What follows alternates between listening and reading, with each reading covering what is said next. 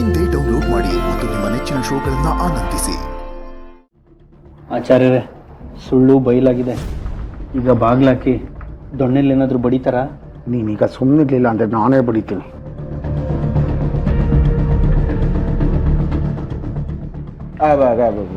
ಇದೆಲ್ಲ ಯಾಕೆ? ಇರ್ಲಿ ಅತಿಥಿ ದೇವೋ ಭವ ಅಂತ ನಮ್ಮ ಸಂಪ್ರದಾಯ. ತಾವು ಹಿರಿಯರು, ಪೂಜಾ ಸಮಯದಲ್ಲಿ ಮನೆಗೆ ಬಂದಿದ್ದೀರಿ, ಬರೀ ಕೈಯಲ್ಲಿ ಕಳಿಸಬಾರ್ದು. ಸ್ವೀಕರಿಸಿ.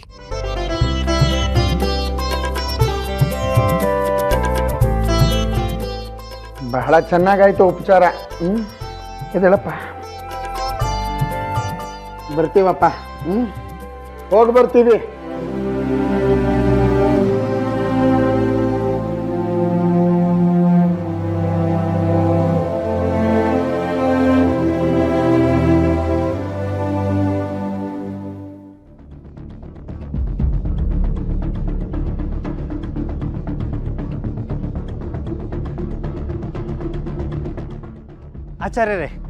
ಆಚಾರ್ಯರೇ, ಏನೇ ಹೇಳಿ ಆಚಾರ್ಯರೇ, ನಾವು ಮೋಸ ಮಾಡಕ್ ಬಂದಿದೀವಿ ಅಂತ ಗೊತ್ತಿದ್ರು ಮರ್ಯಾದೆಯಿಂದ ತಾಂಬೂಲ ಕೊಟ್ಟು ಕಳ್ಸಿದ್ರಲ್ಲ ಈ ಮನೆಯವರು. ಆಚಾರ್ಯರೇ, ಸಂಸ್ಕಾರವಂತರು. ನಾನಿಲ್ಲಿ ಸಂಸ್ಕಾರ ಮಾಡೋದಕ್ಕೆ ಕಾಯ್ತಾ ಇದ್ದೀನಿ. ಸಂಸ್ಕಾರವಂತರು. ಆಚಾರ್ಯರೇ, ಮರ್ಯಾದೆಗೆ ಕೊಟ್ಟಿದ್ದು ಈ ತರ ಬಿಸಾಡೋದು ತಪ್ಪಲ್ವಾ? ಇದು ಮರ್ಯಾದೆ ಅಲ್ವೋ, ಅಯೋಗ್ಯ, ಅವಮಾನ. ಹೊಟ್ಟೆಯಲ್ಲಿ ಸುತ್ತು ಕುಡಿಯೋದು ಅಂತಾರಲ್ಲ ಹಾಗೆ. ಇವನು ಸಾಮಾನ್ಯದವನಲ್ಲ, ಪ್ರಚಂಡ, ಪ್ರಳಯಾಂತಕ. ಇವನ ಬಗ್ಗೆ ತುಂಬ ಹುಷಾರಾಗಿರ್ಬೇಕು. ಅಯ್ಯೋ, ಅದ್ ಬಿಡಿ, ನನ್ನ ವಿಚಾರ ಮಾತಾಡಿ. ರಾಜಿಗೂ ನಂಗೂ ಮದುವೆ ಮಾಡಿಸ್ತೀನಿ ಅಂದ್ರಲ್ಲ, ಯಾವಾಗ ಮಾಡಿಸ್ತೀರಾ? ಲೋ ಮುಠಾಳ, ಶಾಸ್ತ್ರ, ಸಂಪ್ರದಾಯ, ಧರ್ಮ ಸೂಕ್ಷ್ಮಗಳನ್ನ ಎದುರು ಹಾಕೊಂಡ್ರೂ ಪರವಾಗಿಲ್ಲ, ನಾನು ನಿನ್ನ ಮದುವೆ ಮಾಡಿಸ್ತೀನಿ ಅಂತ ನಾನು ನಿನಗೆ ಹೇಳಿದ್ದೆ ನನ್ನ ಕೆಲಸ ಆಗಲಿ ಅಂತ. ಒಂದು ವೇಳೆ ನನ್ನ ಕೆಲಸ ಆಗಿದ್ದಿದ್ರೆ ಆಗ್ಲೂ ನಿನ್ನ ಮದುವೆ ಮಾಡಿಸ್ತಾ ಇರಲಿಲ್ಲ. ಧರ್ಮನ ಎದುರು ಹಾಕೊಳ್ಳೋಕೆ ನಾನೇ ನಿನ್ನ ಹಾಗೆ ದಡ್ಡಾನ? ನಾನಿಲ್ಲಿ ಅವಮಾನದಿಂದ ಸೋತು ಕುದಿತಾ ಇದ್ದೀನಿ. ಮದುವೆ ಅಂತೆ ಮದುವೆ. ನೀನು ನನ್ನ ಕೆಲಸಕ್ಕಾಗಬೇಕು ಅಂತ ನಾನು ನಿನ್ನನ್ನು ಉಪಯೋಗಿಸ್ಕೊಂಡಿದ್ದು. ನಿನ್ನ ಕೆಲಸಕ್ಕೆ ನಾನಾಗೋಕ್ಕಲ್ಲ. ಆಚಾರ್ಯರೇ, ಛೇ, ಈ ದುಷ್ಟನ್ನ ನಂಬ್ಕೊಂಡು ಈ ಆಚಾರ್ಯ ಮನೆಯವ್ರನ್ನ ಎದುರಾಕೊಂಡಲ್ಲಪ್ಪ. ಅಯ್ಯೋ, ನಾನೇನು ಮಾಡಲಿ? ಒಟ್ಟಿನಲ್ಲಿ ಆ ಗಜೇಂದ್ರಾಚಾರ್ಯರಿಗೆ ಸರಿಯಾಗಿ ಬುದ್ಧಿ ಕಳಿಸ್ತೇವೆ ವೆಂಕಟನಾಥ. ನಾನೆಲ್ಲೋ ನಿನ್ನ ಹತ್ರ ದುಡ್ಡಿದೆ, ಸಾಲ ತೀರ್ಸೇ ಬಿಡ್ತೀಯ ಅನ್ಕೊಂಡಿದ್ದೆ. ಮರ್ಯಾದೆ ಮಾಡ್ತೀನಿ ಅಂತ ಎಷ್ಟು ನಾಚುಕಾಗ ಒಂದು ಮರ್ಯಾದೆ ತೆಗೆದ್ಯೋ. ಇಷ್ಟೊಂದು ತಂತ್ರಗಾರಿಕೆ ಎಲ್ಲಿಂದ ಕಲ್ತೀಯೋ ವೆಂಕಟನಾಥ? ಅಮ್ಮ, ಮುಳ್ಳನ್ನ ಮುಳ್ಳಿಂದನೇ ತೆಗಿಬೇಕು ಅಂತ ನಮ್ಮ ಹಿರಿಯರು ಸುಮ್ಮನೆ ಗಾದೆ ಮಾಡಿಲ್ಲ. ಅದನ್ನ ಅರ್ಥ ಮಾಡಿಕೊಂಡು ಅನುಸರಿಸಬೇಕು.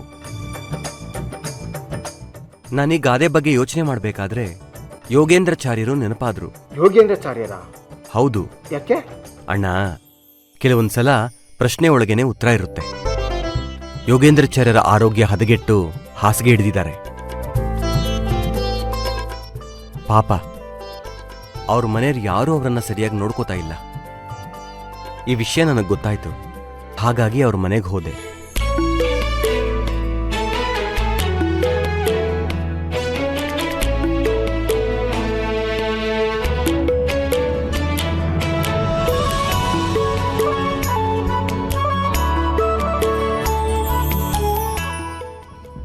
ಅವ್ರ ಒಳಗಿರೋ ದುಷ್ಟತನ ಅಷ್ಟು ಬೇಗ ಸತ್ಯ ಒಪ್ಕೊಳ್ಳೋ ಹಾಗೆ ಮಾಡಲ್ವಲ್ಲ.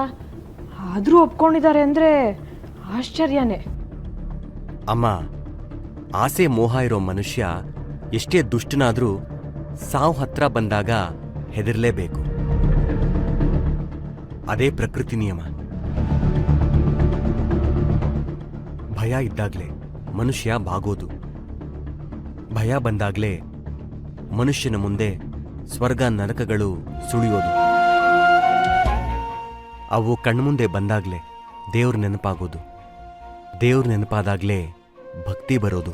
ಭಕ್ತಿ ಬಂದಾಗ್ಲೇ ಸತ್ಯ ಹೊರಬರೋದು, ಪಶ್ಚಾತ್ತಾಪ ಪ್ರಾರಂಭ ಆಗೋದು. ಇದು ಎಲ್ರಿಗೂ ಅನ್ವಯ ಆಗೋ ಸತ್ಯ. ಜನರನುರಾಗಿ ಜನರಲೆ ಸಾಗಿ ನೀನಲ್ಲವೇ. ತಾತ, ನಾನ್ ನಿಮ್ ಕಾಲೊತ್ಲಾ? ನಮ್ಮನೆಯವರೇ ಒತ್ಲಿಕ್ಕೆ ಬರಲಿಲ್ಲ, ನಿನಗ್ಯಾಕಪ್ಪ ತೊಂದರೆ? ಹಿರಿಯರ ಸೇವೆ ತೊಂದರೆ ಅಲ್ಲ ತಾತ, ಪುಣ್ಯ.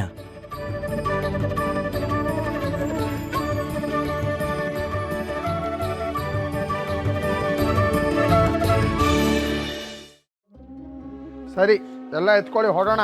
ಗಜೇಂದ್ರಣ್ಣ, ಮನೆಗೆ ಬೀಗ ಹಾಕಿ ನಮ್ಮನ್ ಬೀದಿ ಪಾಲ್ ಮಾಡಬೇಡಿ.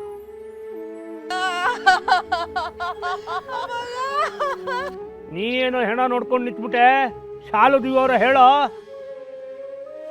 ಅಪ್ಪ ಖಂಡಿತ ನಿಮ್ಮ ಸಾಲನ ತೀರಿಸ್ತಾರೆ. ಒಂದು ವೇಳೆ ತೀರ್ಸಕ್ಕಾಗಿಲ್ಲ ಅಂದ್ರು ನಾನು ನಿಮ್ಮ ಸಾಲನ ತೀರಿಸ್ತೀನಿ. ಸುಮ್ಮನೆ ಮಾಡಿರೋ ತಪ್ಪನ್ನು ಒಪ್ಕೊಂಡು ನಮ್ಮ ಊರಿನ ಪದ್ಧತಿ ಪ್ರಕಾರ ಶಿಕ್ಷೆ ಅನುಭವಿಸ್ಲಿ. ಮಾಡಿದ್ದಲ್ಲೇ ಇರೋ ತಪ್ಪನ್ನ ನಾನು ಯಾಕೆ ಸ್ವಾಮಿ ಒಪ್ಕೊಳ್ಳಿ?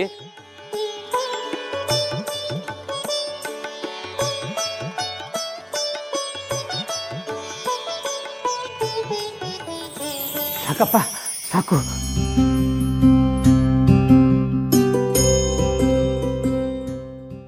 ನೀನು ನಿಜವಾಗ್ಲೂ ತಿಮ್ಮಣ್ಣ ಭಟ್ಟನ ಮಗನೇನಪ್ಪ? ಹೌದು ತಾತ. ಯಾಕೆ ಹಾಗೆ ಕೇಳ್ತಿದ್ದೀರಿ? ನೀನು ಸಾಧಾರಣ ಹುಡುಗಲ್ಲಪ್ಪ, ನಿನ್ನಲ್ಲೇನೋ ಶಕ್ತಿ ಇದೆ. ಶಕ್ತಿ ಅಲ್ಲ ತಾತ, ಪ್ರೀತಿ.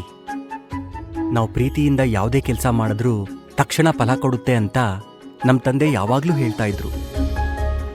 ನಿಮಗೆ ನೋವು ಕಮ್ಮಿ ಆಯ್ತಲ್ಲ, ಅದೇ ನನಗೆ ತೃಪ್ತಿ.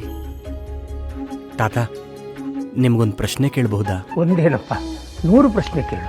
ಲೋಹಿತಾಚಾರ್ಯ ಅವರ ತಂದೆ, ಅದೇ ಸುಬ್ರಾಯಪ್ಪ, ಅವ್ರ ಸಾಲಕ್ಕೆ ನಮ್ಮ ತಂದೆ ಜಾಮೀನು ಕೊಟ್ಟಿದ್ದು ನಿಜಾನಾ?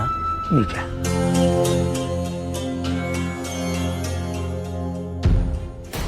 ನೋಡು, ನನ್ನ ನಂಬು, ನಾನು ಎಲ್ಲ ವ್ಯವಸ್ಥೆ ಮಾಡಿದ್ದೀನಿ. ಇನ್ನೊಂದು 2 ದಿವಸದಲ್ಲಿ ನಿನ್ನ ಮದುವೆ ಆಗ್ತೀನಿ. ಇದೆಲ್ಲ ಬೇಡ ಮಾವ. ಶಾಸ್ತ್ರ ಸಂಪ್ರದಾಯ ಸಮಾಜನ ಎದುರಾಕೊಂಡು ಬದುಕಕ್ಕಾಗಲ್ಲ. ಜೀವನ ನರ್ಕ ಆಗೋಗುತ್ತೆ. ಈಗೇನು ಸ್ವರ್ಗದಲ್ಲಿ ಇದ್ದೀನಿ ಅನ್ಕೊಂಡಿದ್ಯಾ? ಈಗಲೂ ನರ್ಕದಲ್ಲೇ ಇದ್ದೀನಿ. ಪ್ರತಿದಿನ ಪ್ರತಿ ಕ್ಷಣ ಒಂಟಿಯಾಗಿ ಕೊರಗಿ ಸಾಯ್ತಾ ಇದ್ದೀನಿ. ಹಿಂಗ್ ಸಾಯೋದ್ಕಿಂತ ನಿನಗ್ ನಾನು, ನನಗ್ ನೀನು ಅಂತ ಕಷ್ಟ ಸುಖ ಹಂಚ್ಕೊಂಡು ಪ್ರತಿಯಾಗಿ ಬದುಕೋಣ. ಅದು ನರ್ಕ ಆದ್ರೂ ಪರವಾಗಿಲ್ಲ. ನೀನೇನೇ ಹೇಳಿದ್ರು ಸಂಪ್ರದಾಯ ಮುರಿಯೋದಕ್ಕೆ ನನ್ನಿಂದ ಆಗಲ್ಲ ಮಾವ. ದಯವಿಟ್ಟು ನನ್ನಿಂದ ಬಿಟ್ಬಿಡು. ನಾನ್ ಮಡಿ ಹಿಡಿಯೋದು ನಿಶ್ಚಿತ. ರಾಜಿ, ನಾನು ಅದಕ್ ಬಿಡಲ್ಲ. ನಿನ್ ಜೊತೆಲೆ ಸಾಯೋದು, ನೆನ್ಪಿಟ್ಕೋ.